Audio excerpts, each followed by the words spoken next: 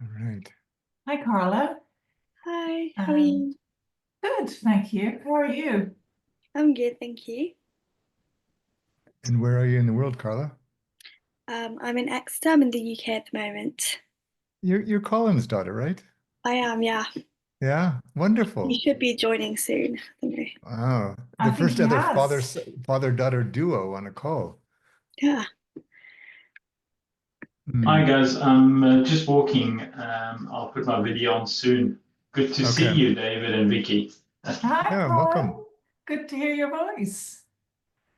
Um, So I was speaking to Carla the other day, and she's saying, well, she's just graduated and she's looking for some work in law and those things. And at some point in time, she said, well, at some point in time, I might want to do some coaching. So I said, well, come join and listen to narrative coaching. mm, Excellent. We did have Valerie, but we seem to have lost Valerie. So, yeah,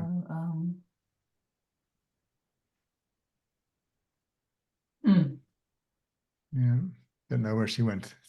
Maybe she'll dial back in. Who knows? So What did are you you finished with? graduate in, Carla? I graduated in law in July. Hmm. Okay. Wow, well Um, done. That's not Key. easy. No, it was a bit hard. But yeah, now I'm looking for work experience in a law firm, just to get some experience in an office, and then potentially switching into coaching. Hmm. Well, so what do you know about coaching now? Like, where are you starting on that journey? Well, I get most of my knowledge about coaching from my father, of course. Hmm. I see him sometimes in calls and webinars, and it just looks very interesting. And he also coaches me with my CV and finding work. So I feel quite inspired by what Hmm. he's doing, and I'd love to be able to do the same for other people. Hmm. Cool. And based on your observations of your dad, what do you think coaching is? Helping, well, there's obviously very different types of coaching, but mostly just helping people to find their way and Hmm. how to be better leaders or better people in general, I say. But Hmm. that's obviously very general. So I'm starting from a very distant point on coaching, but I'm really curious. I'm open to hearing all of your Okay. thoughts and ideas. Yeah. Yeah. So are you a coach as well? Am I? A coach? Yes. And Yes. so is Vicky. So there's Colin back again. I wonder what happened to Laura. Um, yeah, so Vicky's one of our faculty members, has been a coach for a long time, and she can tell her more about herself. And I'm the person, there's Colin. And I've been coaching for probably 25 years. And Oh wow. Okay. I teach, developed the program, and faculty, Vicky's now one of our faculty in the program. And what type of coaching do you do?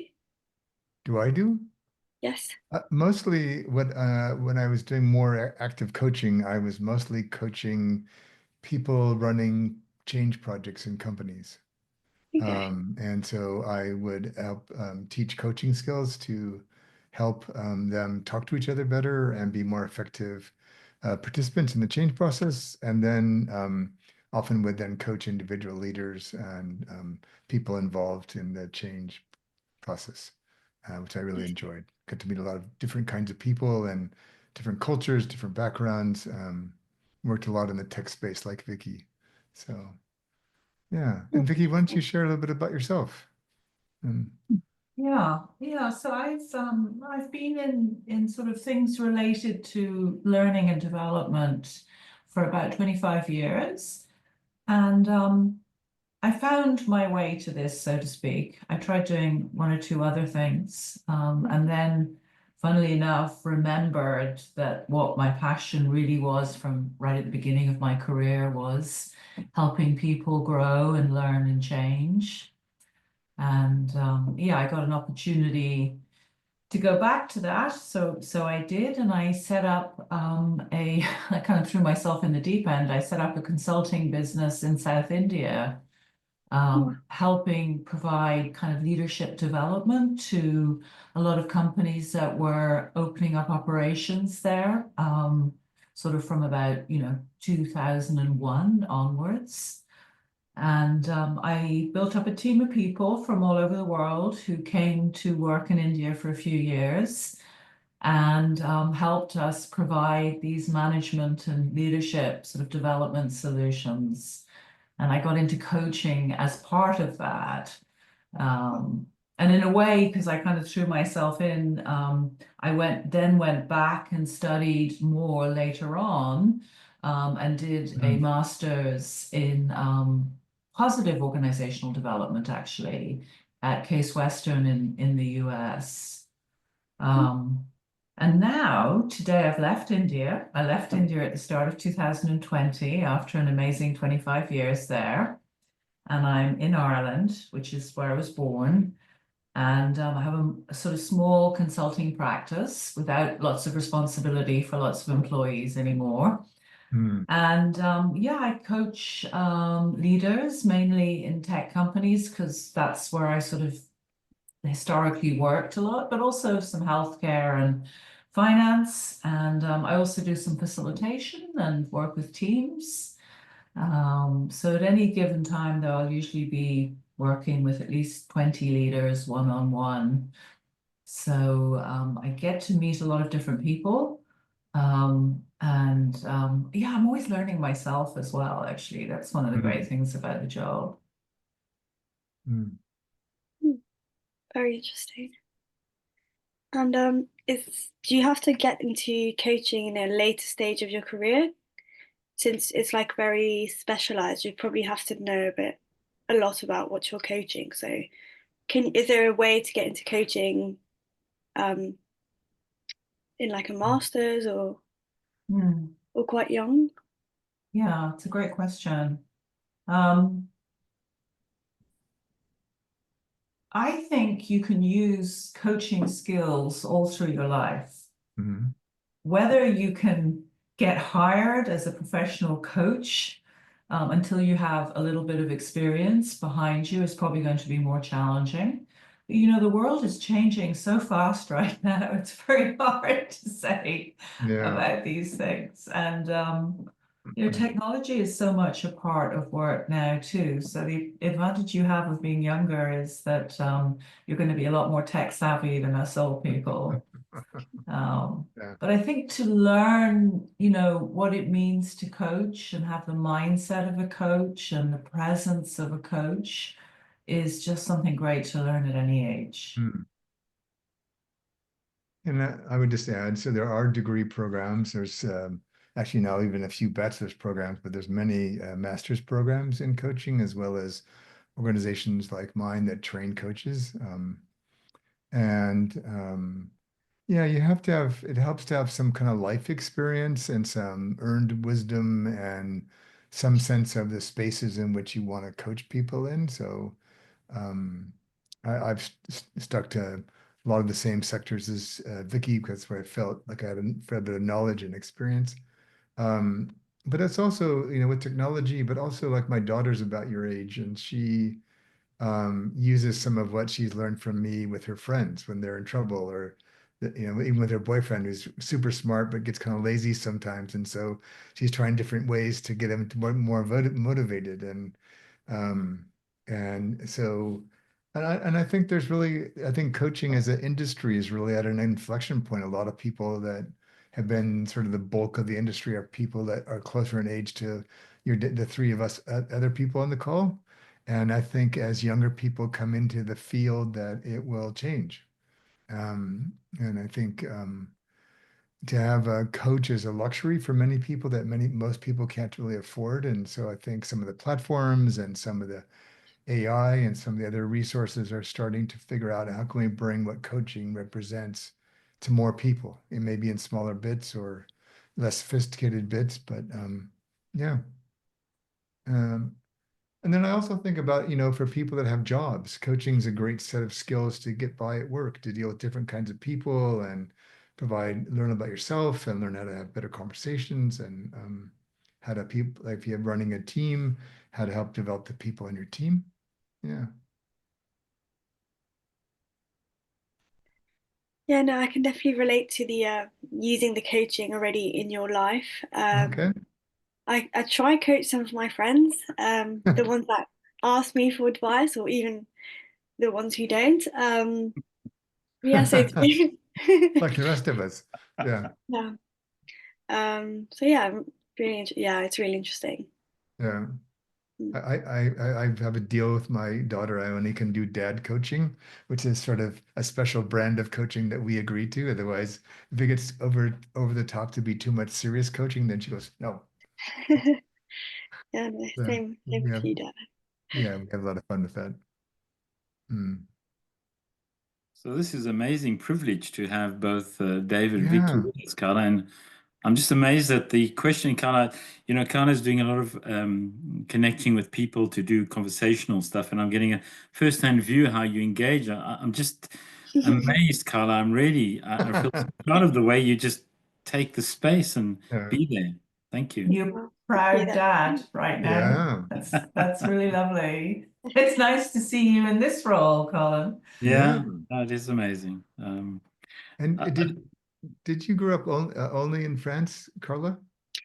We lived in London for 2 years, Okay, that's it. but it was quite small, so I don't really remember much. But I've always loved England, and I always knew I wanted to come back. So it Well, you've adopted makes the my dad accent feel. extraordinarily well, I would have assumed. So maybe those 2 years are coming back. They're in your DNA. And yeah, Maybe, yeah. yeah. Hmm. Yeah, so David, this is going to be the year that that you step back a little bit. Have all the videos been put in place, or how will you be putting that in with Vicky and Emma? Because you know, Emma said to me, "Hey, why, Colin? Why don't you think of coming in as a reviewer? Because there's going to be some special deal for NC people who are Yeah. want to revisit that. I know there was an ID one as well."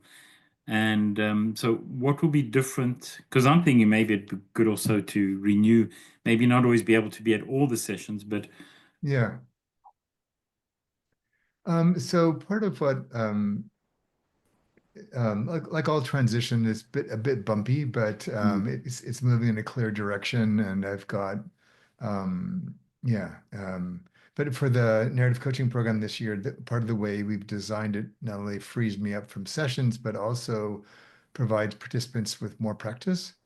mm, And so, and my partnership with Ovida continues to strengthen. And hopefully on Tuesday, I'll find out exactly a delivery date on an NC infused AI platform. So okay, they basically, I put all my material into the LLM. So it's actually pulling from my work, not the generic coaching landscape. all right, And we've used my work and ID in particular to kind of come up with a new version of the platform, which actually helps you identify specifically what you want to work on and helps you do that.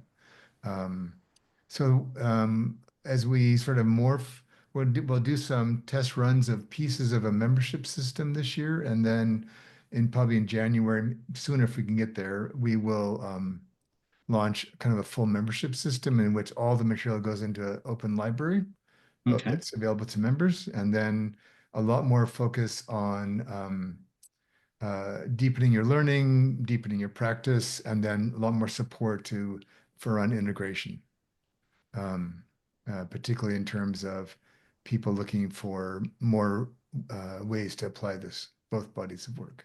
Yeah, So but and also, to your question about like if you came back in this year, yeah, what would yeah, mm, what would that be for you, Colin? I think well, when it's kind of the last chance because it won't be run in this kind of format any okay, longer. And I found well, I've been around for many years that each time I come back into this space, I deepen my kind of learning of this mm, approach. mm, And the other thing, I don't know if you're experiencing this right now, but I'm finding the world is feeling very uncertain and unsettling. And there is something about, you know, coming into this kind of grounded space with like-minded people that I think is really going to help sustain you through the year. Okay. Because I think I'm just noticing a lot of things are moving around, getting changed, getting, you know, and we keep, you know, especially the way we work, we never know, right? Our projects get cancelled, what's happening next month, and, you know, we've got to still continue to show up and hold space for people in amongst that. So I think, you know, coming back into this space, and you know, we get such great people in this program, and being with them, you know, on this journey it probably will be very healing for 2025. Okay. You know, I don't know that you'll get a lot of theoretical content that you haven't seen before, but I think you get, you know, that experience. And also it's like, you know, so much of this we understand intellectually, but I find each time we come back in and explore it, what does that really mean for our practice and ourselves and our lives? Okay. Yeah, and I guess I would add too that the work I did, the new work I've done in ID that I did for Ovida to help design their platform, we've kind of brought that back over into our programs to shape mostly the assignments and kind of how the flow is structured, so it actually follows kind of my understanding of learning theory more closely.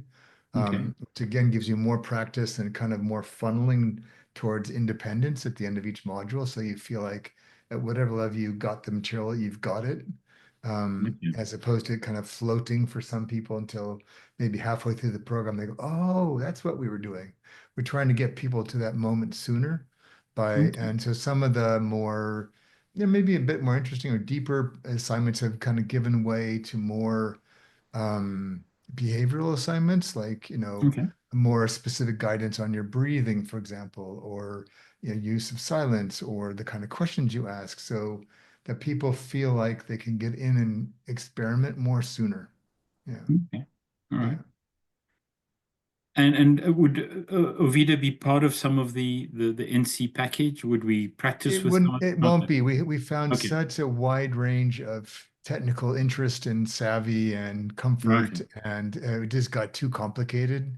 But we are, as soon as Brian's got the green light on the platform, then we'll set up a separate thing this summer to actually start our practice groups, which will be explicitly only about practice. Practice and feedback and working on your specific skills and things. And yeah.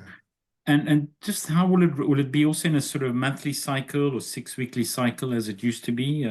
Yes. Yeah. So it's a monthly cycle. There are 9 modules again. Again, a slightly different sequence within each module, but and then I will record the initial slides like I always would, and so you have all the commentary, everything, and then you can watch as little or as much of that as you want. And then the first live session is just basically reflection on what you saw in the video, just get some basic understanding, and then immediately right into practice. So that will be with myself or Emma, Colin. We call it, so initiation is watching the video, immersion is coming into the live session with the group, sort of talking about what showed up for you around that video, what was interesting. Then you're practicing with your pod, and then you come back into an integration piece, which again would be run by myself or Emma. And in that integration, you're really talking about, okay, what have I actually done with these, you know, 2 or 3 pieces that I've picked up from this month's module. So we're trying to keep that flow as a sort of, you know, in the kind of learning cycle style. Okay. And the days and the hours, are they the same, similar to like this time of the day, or? Yeah, same hours as before. And we have a set of dates actually all up on the MI website as well. It starts at the end of March. And it's running on Thursdays, right, David, this year? Yep. Yeah. So the orientation session's on the 20th of March. Okay. So, great. That's excellent. Because Tuesdays and Wednesdays are not good for me. Oh, good. There you go. Yeah. Wow, wouldn't that be cool for you and Carla to do it together? That would be interesting. Then she can coach you on being a better dad. I know my daughter's done the same thing. She said, "Well, Dad, now it's your turn. Now I get to Yeah, coach you." I'm learning so much from her. It's amazing. It really Yeah. is. Just Yeah. the way she looks and asks questions. And she Mm. even asked me at one point in time, Dad, did you become a coach because you thought you could coach your father, because of what happened with your father and the way your father. I thought, wow, that just blew my mind. I thought, wow, I didn't even think of that. Wow. Takes me back to the shoes. Yeah, Yeah. exactly. Yeah. Exactly. Mm. Carly, are there any questions coming up for you? I mean, No, I'm just trying to absorb everything, all the informations, and yeah, the way you each have a different way of approaching it. Yeah. Yeah, I don't have any Yeah. questions now. We've had a few other people over the years who were in their mid-20s come to the program, and what I remember from them, we had one guy that was a really young filmmaker, and it was really great. And what I remember from them that they didn't have the background in the psychology or the science of it all, but it felt kind of natural to them. And so it wasn't like I had to like go like be a coach now and do this coaching thing. It was more having an approach to being with people, and so that felt pretty doable for him. And There was also, do you remember that younger Englishman and he was doing work with groups and things. Can you yes, remember him, David? He yes. also, I think he got a lot from the program. And I can't remember his first name, but it also was I think it was really interesting interaction for him too in Mhm. the pods and so on. Yeah. And he came because of Neil. Yes, I He remember. was one of Neil's clients, and Yes, he decided to step into narrative and he coaching. was great. Yeah, he did Hmm. well. Yeah, Yeah. sometimes actually, Carla, it's easier if you haven't been a coach because we all had to do a lot of unlearning in some ways to Yeah. use this approach because it's very different to what Mm, you get taught in more traditional coaching models, which mm. are very process oriented and it's a sort of step-by-step thing, very linear. What would you say is the main difference between coaching and narrative coaching? Actually, David has a lovely slide in his deck about that. I'm trying to think if I can articulate it as well as that slide. Well, I'll try and put it simply. A lot of us get taught initially as coaches that when a client arrives, you have to ask them a lot of questions, Mhm. and that will help them move in a certain direction. Our starting point is very different. When a client arrives, we notice how are they arriving. And we encourage them to inquire themselves into how they're arriving and how they are in that Mhm. moment. And then we work with what comes from that. Yeah. So it's almost like a reverse paradigm, Mm. be ready for whatever shows up with a client, encourage them to look at that and work with that in the space rather than taking the client off down some route that we create through our questions. Yeah. Yeah. Okay. It's a good summary of the slides. Yeah. So that we're just primarily serve as a witness to what we're observing and helping them notice themselves. And in traditional coaching, you often would be asked to set an agenda, like asking the client why you were here. And my experience is most people, even if they've come with an idea of what they want to talk about, don't really know why they're there until they get into the conversation. And most traditional coaching would set goals early on, and I don't find that very useful because again, they're on a different kind of journey, and they will become a different person on that journey and realize probably new things about what they really want. Um, yeah, and so we just sort of create structure. I don't know if you've ever seen people make pottery on a wheel, but it's sort of like shaping the clay as it's coming into form, and then basing on what it's wanting to become. That's what you're moving your hands in. And we do sort of the same. If we're just working with the stories that people tell us and help them kind of see their stories in a new way as a route to help them maybe create a different story for themselves. Really interesting. It's Yeah. more letting them bring something to you than you taking something out of them. Yes, Right. exactly. So we focus on what we call the field, like the space between you, and we focus on them, not on us or our methods. Yeah.